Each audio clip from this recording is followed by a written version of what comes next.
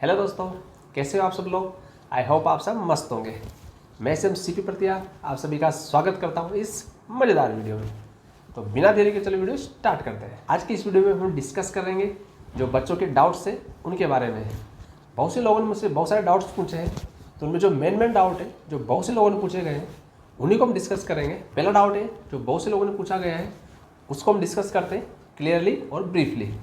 तो वो डाउट है कि हमारे ज्वाइनिंग टाइम के डायरेक्ट हमारी ट्रेनिंग होगी या हमको कुछ दिनों का टाइम दिया जाएगा। तो इसको मैं आपको बता दूं, मैं अभी साउथ में हूँ, सिकंदराबाद जोन में, गुंतकल मेरा डिवीज़न है। तो हमारा कुछ ऐसा हुआ था, हमारा ज्वाइनिंग के बाद हमको डायरेक्ट ट्रेनिंग के लिए भेज दिया गया था। हमको बीच में बिल्कुल भी टाइम नहीं दिया गया था। तो ऐसा बिल्कुल फिक्स नहीं है कि आपको टाइम मिले या नहीं मिले। हो सकता है नॉर्थ में ऐसा हो कि उनको टाइम मिलता है, ज्वाइनिंग के बाद उनको टाइम दिया जाता है 5 दिन का या 10 दिन का जो भी हो, उसके बाद उनको बुलाया जाता है। लेकिन ऐसा कुछ फिक्स नहीं है कि आपको टाइम मिले या ना मिले। साउथ में तो हमको नहीं मिला था, हो सकता है नॉर्थ में दिया जाए टाइम। तो ये डिपेंड नहीं है कि आपको टाइम मिले या ना मिले। तो मैं आपसे सभी से रिक्वेस्ट करूँगा कि तो थोड़ा आप प्रिपेयर होके जाइए कि आपको ज्वाइनिंग के बाद डायरेक्ट भी ट्रेनिंग के लिए भेज सकते हैं।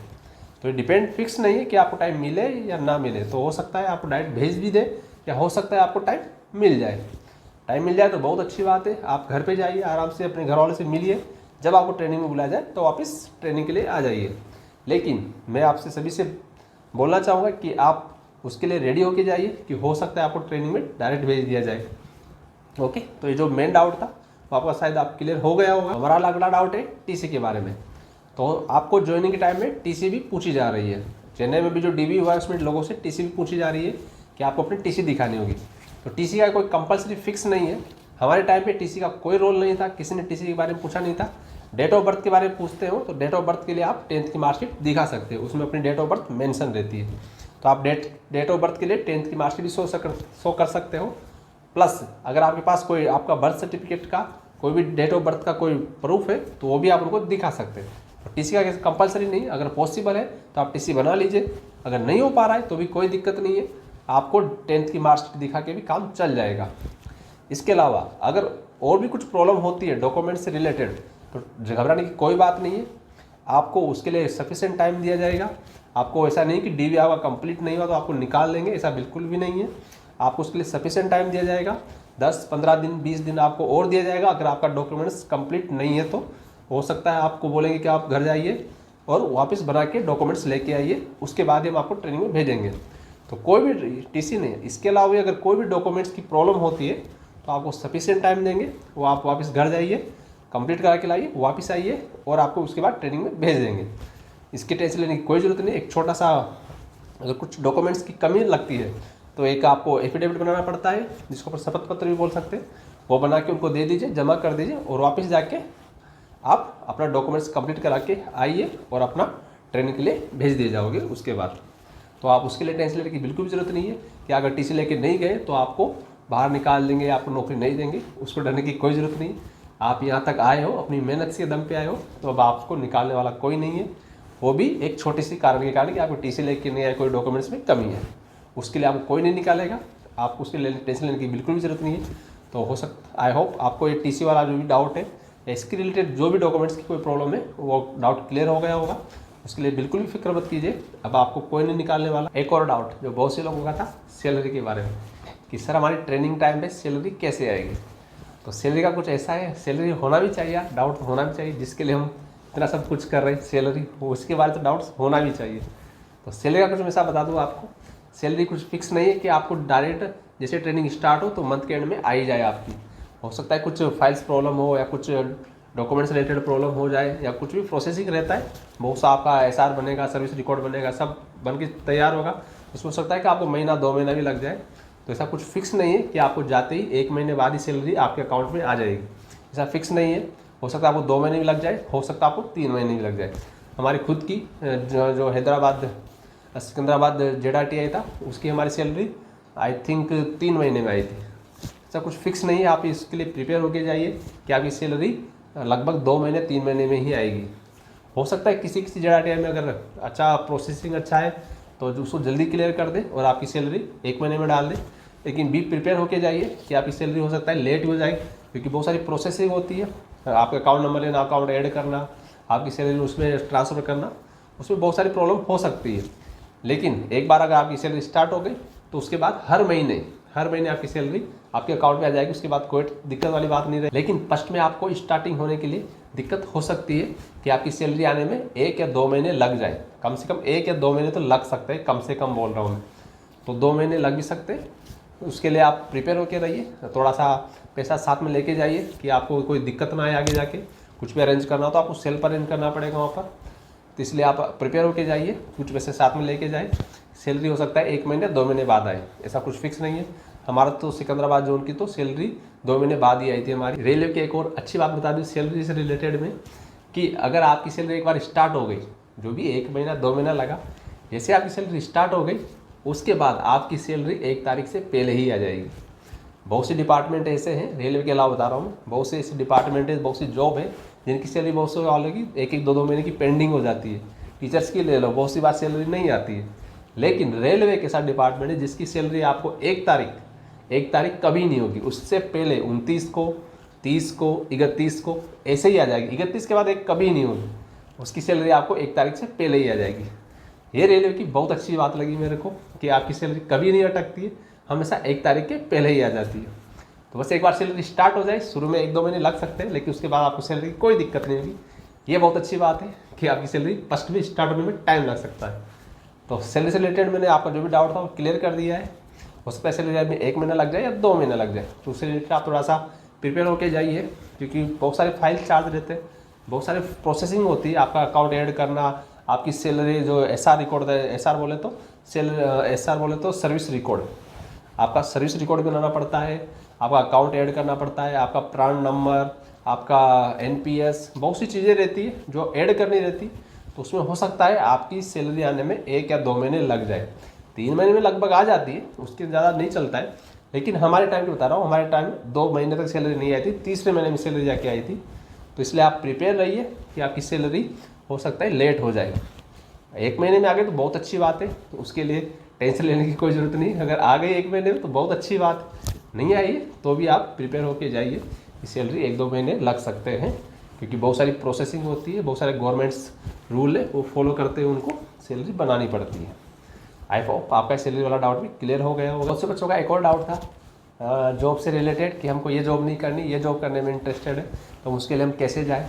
तो उसका थोड़ा सा मैं आपको बता दूँ कि जो आपने प्रेफरेंस पर ये नॉर्मली उसी हिसाब से देते हैं आपकी जॉब, ऐसे आपसे बाद में नहीं पूछ सकते। जो आपने प्रेफरेंस दी उसी हिसाब से आपको जॉब प्रोवाइड करवाते हो। लेकिन इन केस आप मान लो मास्टर की कट ऑफ पार कर रहे हो, मास्टर आपका प्रेफरेंस है, लेकिन आपका मन नहीं कर रहा मास्टर बनने का, गार्ड बनने का मन नहीं कर रहा, तो इसका एक जो मेडिकल होता है उसमें अगर आप फेल होते हो तो फिर आपको दूसरी जॉब दी जा सकती है, नहीं तो आपको जॉब दूसरी नहीं दी जाएगी। जो आपके लिए जॉब सूटेबल है या जिसने आपने प्रेफरेंस दी है वही जॉब आपको दी जाएगी। इनके साथ मेडिकल अनफिट होते हो तो फिर दूसरी जॉब के बारे में सोचते हैं, तो वो दिमाग से बिल्कुल भी निकाल लीजिए कि आप ये जॉब छोड़ के इसमें चले जाए तो कैसा रहेगा। ऐसा बहुत कम चांस रहता है, मेडिकल अनफिट बहुत कम करते हैं वो लोग। लेकिन इनकेस कुछ प्रॉब्लम है आपके साथ और मेडिकल अनफिट हो जाते हो आप, तो फिर दूसरी जॉब आपको मिल सकती है। लेकिन जब भी दूसरी जॉब मिलेगी आपको सेम जो आपका पे ग्रेड रहेगा, मान लो 4200 पे ग्रेड तो 4200 पे ग्रेड वाली दूसरी जॉब मिलेगी। अगर 2800 पे ग्रेड तो 2800 पे ग्रेड वाली दूसरी जॉब मिलेगी। तो आपको गार्ड या मास्टर जिस भी जॉब में अगर इंटरेस्टेड नहीं हो, आप कॉमर्स में जाना चाहते हो, तो मेडिकल अनफिट होने के बाद ही आप दूसरी जॉब में जा सकते हो। ठीक है, तो आप आई थिंक आपका ये डाउट भी क्लियर हो गया होगा कि ये जॉब नहीं कराता था, इस जॉब में जाए तो उसका क्या प्रोसेस रहता है। उसका ये प्रोसेस रहता है। प्लस एक और चीज़ बता दूँ मैं आपको, कभी आपको मन में आए कि इससे बड़ी जॉब अगर मास्टर के बाद प्रमोशन कैसे कैसे ले सकते हैं। मास्टर के बाद आप ट्रैफिक इंस्पेक्टर बन सकते हो, आप काउंसलर बन सकते हो, या आप वो भी बन सकते हो, क्या बोलते हो, सेफ्टी काउंसलर बन सकते हो, सेफ्टी इंस्पेक्टर बन सकते हो। बहुत सारे ऊपर रहते हैं वो भी, वो धीरे धीरे आपको आने के बाद अपने आप ही पता चल जाएगा। वो बात की बात है कि क्या क्या रहता है, पहले आप आ तो जाइए, जो स्टार्ट तो कीजिए। ठीक है, बहुत से बच्चों का एक और डाउट था कि किसी सिस्टम में 12 घंटे का जो रोस्टर रहता है वहाँ हमको क्या OT मिलता है क्या, या हम एक्स्ट्रा ड्यूटी करेंगे तो उसका OT मिलेगा क्या हम। तो सबसे पहले मैं आपको बता दूँ कि इतना नहीं सोचने का भी, पहले आप ड्यूटी को आइए और ड्यूटी तो कीजिए, OT के बारे में बाद में सोचेंगे। जो भी फिर भी आपने पूछा है तो थोड़ा सा मैं डाउट क्लियर कर दी। तो 12 घंटे का जहाँ रोस्टर रहता है वहाँ पर नॉर्मल OT नहीं मिलता है। 12 घंटे का रोस्टर के हिसाब से आपको OT नहीं मिलता है। 12 घंटे का जहाँ रोस्टर है वहाँ आपको 60 घंटे ड्यूटी करनी पड़ती है, वीक में 60 घंटे ड्यूटी करनी पड़ती है। अगर 60 घंटे के बाद आपकी ड्यूटी होती है तो फिर OT बनेगा आपका लेकिन अगर 60 घंटे से कम ड्यूटी रहती है तो ओटी नहीं बनेगा। और जो 8 आवर्स का रोस्टर है उसका वीकली 48 आवर्स रहता है। 48 आवर्स ड्यूटी करने के बाद अगर आप एक्स्ट्रा ड्यूटी करते हो तो फिर आपका ओटी बनता है। तो ऐसा कुछ फिक्स नहीं है कि 12 घंटे वाले रोस्टर में आपको ओटी करना ही पड़ेगा, मतलब ओटी मिलता ही, सॉरी लेकिन ऐसा कुछ फिक्स नहीं है, क्योंकि 12 घंटे का रोस्टर इसीलिए बना गया है कि वहाँ बहुत कम ट्रेन लेती है और जो ट्रैफिक वो बहुत कम रहता है, तो वहाँ पर इसलिए वर्क लोड बहुत कम रहता है, इसलिए वहाँ पर 12 घंटे का रोस्टर दिया गया है।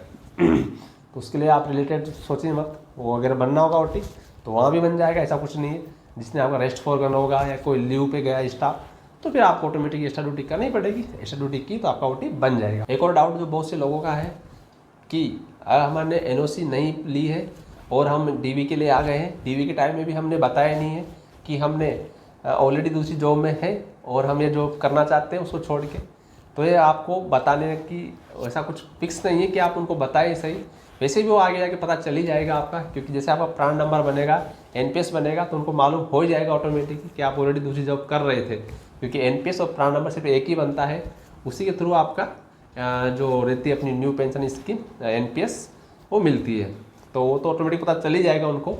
तो इससे रिलेटेड मैं आपको बताना चाहूँगा कि एनओसी अगर पॉसिबल तो एनओसी ले लीजिए, और नहीं हो पा रहा है एनओसी तो आप वो आपको बाद में टाइम भी दे देंगे, जब भी आपको डीवी हो तो भी आप उनको बता सकते हो सर हमको एनओसी की थोड़ी प्रॉब्लम हो रही है, तो एफिडेविट बना के आपको टाइम दे देंगे, आप एनओसी लेके आ जाइए। अगर फिर भी एनओसी नहीं मिल पा रही है तो आप उनको जो भी आपका डिवीज़न है वहाँ जाके डिस्कस कीजिए, सर तो ये प्रॉब्लम हो रही है, एनओसी नहीं मिल पा रही है, तो अगर आपको सजेस्ट करते कि आप रिजाइन करके आ जाइए, हम आपको ज्वाइन कर लेंगे यहाँ पर, आप रिजाइन करके वहाँ से आ जाइए, जो भी हो आप अपने डिवीज़न में जाके वहाँ से डिस्कस कर सकते हैं। इस प्रॉब्लम का भी कोई दिक्कत वाली बात नहीं है कि आपको अगर वहाँ पर कोई छोटी जॉब है या आगे बड़ी जॉब करना चाहते हो लेकिन वो एनओसी की प्रॉब्लम की वजह से आपको जॉब नहीं मिलेगी, ऐसा बिल्कुल भी नहीं है। आप यहाँ तक पहुँचे तो आपको जॉब फिक्स है, कोई निकालने वाला नहीं है। जो भी फॉर्मेलिटी है वो आप पूरी कीजिए, डिवीज़न जाके बात कीजिए, वो आपकी प्रॉब्लम सुनेंगे और उसका सोल्यूशन ज़रूर देंगे। जैसे दिक्कत लेने की कोई बात नहीं है कि आप एनओसी नहीं ले पाए या फिर उनको नहीं बताया तो प्रॉब्लम हो सकती है, ऐसा कुछ भी नहीं है। अगर आपको जॉब करनी है तो उसके लिए दिक्कत की कोई बात नहीं है, जाके डिवीज़न में बात कीजिए, जो हाई अथॉरिटी है उनसे डिस्कस करेंगे, उनसे मिलेंगे तो आपकी प्रॉब्लम ज़रूर सुनेंगे और सोल्व करेंगे, ऐसे कोई प्रॉब्लम वाली बात नहीं है। क्योंकि एनओसी का बहुत सी बार हो जाता है कि अपन जो फॉर्म भरते हैं उसी पहले फॉर्म भर दिया या फिर अपनी जॉब बाद में लगी, फॉर्म पहले भर गया था, ऐसा इश्यू हो सकता है, ऐसी कोई बात नहीं है। जो भी आपका डाउट्स जाके डिवीज़न में बात कर लीजिए और उनको जो भी प्रॉब्लम है जो भी प्रॉब्लम है वो उनको बताइए तो उसका सोल्यूशन ज़रूर देंगे। तो आई थिंक ये वाला डाउट भी आपका थोड़ा क्लियर हो गया होगा। एक और डाउट जो बहुत से लोगों ने पूछा है वो ये है कि एसएस क्या होता है, एसएम क्या होता है, डिप्टी एसएस क्या होता है और एसएमआर क्या होता है। तो इनके बारे में थोड़ा सा आपको बता दूँ ब्रीफली, ऐसा कुछ टेंशन लेने की जरूरत नहीं, जब आप ऑटोमेटिक आओगे तो सब चीज़ें ऑटोमेटिक सीख जाओगे आप। फिर भी मैं बता दूँ आपको, हमारा इधर साउथ में तो एसएमआर होता है, एसएस होता है, डिप्टी एसएस होता है और एसएम होता है। पहले एएसएम भी होता था, जो 4200 पे ग्रेड आने से पहले जो 2800 पे ग्रेड थी, 2800 पे ग्रेड में पहले एएसएम होता था, असिस्टेंट स्टेशन मास्टर होता था। लेकिन जैसे 4200 पे ग्रेड आई है तो एएसएम को हटा दिया है, डायरेक्ट एसएम बनाते हैं, स्टेशन मास्टर असिस्टेंट पद हटा दिया गया है। तो इन तीनों के बारे में आपको बता दूँ कि एसएम होता है जो सबसे नीचे रहता है, जो स्टार्टिंग में जिनकी ज्वाइनिंग होती उनको एसएम ही बनाया जाता है, वो सबसे नीचे रहता है स्टेशन मास्टर। उसके बाद होता है डिप्टी एसएस, डिप्टी एसएस रहता है एसएम के जस्ट ऊपर, और डिप्टी रहता है वो एसएम के जस्ट ऊपर रहता है, इसका पे ग्रेड से थोड़ा ऊपर रहता है। आपका 4200 पे ग्रेड इसका पीएलए को 46 हो सकता है, क्या हो सकता है कि आप पहले या बाद में आए, ये थोड़ा आपसे पहले आएगा तो डिप्टी एसएस बन जाएगा। ऐसा कुछ फिक्स नहीं कि उसका 4600 पे ग्रेड हो, हमारे साउथ में तो नहीं है, हो सकता है अदर डिवीजन में कुछ हो, लेकिन साउथ में तो ऐसा कुछ भी नहीं है। 4200 पे ग्रेड वाला भी डिप्टी एसएस बन सकता है, क्योंकि एक स्टेशन रहता है उसमें 3 मास्टर रहता है, जिसका परमानेंट स्टाफ रहता है उसका 3 रहता है, और दूसरा स्टेशन जो उससे आरजी आता है जिसको रेस्ट गिवर आता है वो आरजी आता है, तो उसमें 4 स्टाफ रहते हैं। जो 3 स्टाफ परमानेंट रहते हैं, एक स्टाफ जो चौथा रहता है वो 2 स्टेशन में काम करता है, तो ऐसे टोटल 7 स्टाफ होता है 2 स्टेशनों पे।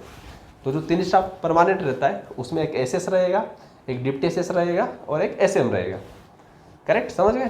तो एसएस रहता है, उसका काम रहता है नॉर्मली स्टेशन को संभालना, ड्यूटी वो भी करता है, ऐसा नहीं है कि एसएस रहेगा ड्यूटी नहीं करता।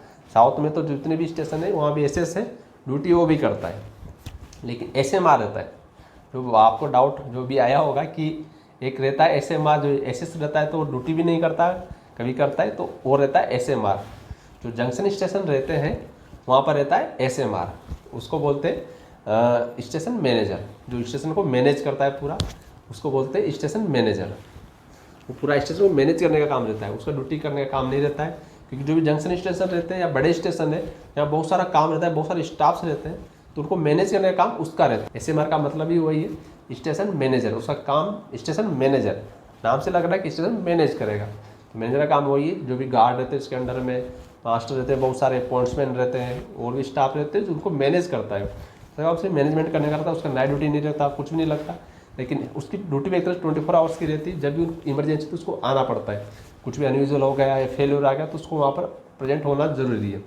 इसलिए ऐसे मेरा काम से मैनेज करने का रहता है, ड्यूटी करने का नहीं रहता है। आई होप इस वीडियो में आपको थोड़ा सा भी कुछ सीखने को मिला होगा, थोड़े से भी आपको डाउट क्लियर हुए होंगे। फिर भी अगर इनकेस आपको कुछ डाउट्स है तो कमेंट बॉक्स में कमेंट कीजिए, मैं हर कमेंट का जवाब दूंगा और हो सके तो हर कमेंट का जवाब देकर आपका डाउट क्लियर करूंगा। तो इसी के साथ वीडियो फिनिश करते हैं। वीडियो को ज़्यादा लंबा नहीं करते हुए यही फिनिश करते हैं। मिलते हैं अगली वीडियो में, तब तक के लिए जय हिंद, जय भारत। Thank you.